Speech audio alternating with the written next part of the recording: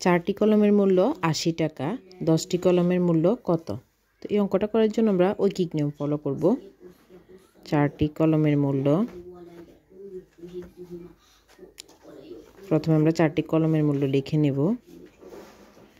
মূল্য সমান 80 টাকা। তাহলে আমরা ঐকিক নিয়মে সাধারণত আমরা দ্বিতীয় লাইনে একটি কলমের মূল্য লিখতে হয়, মানে 1 লিখতে হয়।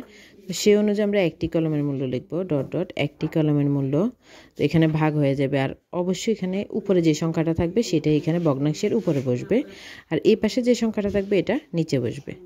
এটাই হচ্ছে ঐকিক নিয়মের নিয়মটা। তো সুতরাং আমাদের প্রশ্ন রয়েছে 10টি কলমের মূল্য। তাহলে আমরা তৃতীয় লাইনে লিখতে হবে 10টি কলমের মূল্য, 10টি কলমের মূল্য। তাহলে এখানে আমরা গুণ হয়ে যাবে 4, 4 নিচে থাকবে 80, গুণ হবে 10। তো আমরা এখন গুণ করে ফেলবো। 4 4 দিয়ে যদি আমরা 80কে কাটি, 4 20 80, তারপরে 20 আর 10 যদি আমরা গুণ করে নিই তাহলে হবে 200 টাকা। তাহলে আমরা ঐকিক নিয়মে 10টি কলমের মূল্য একবারে বের করে ফেলতে পারলাম। আনসার 200 টাকা।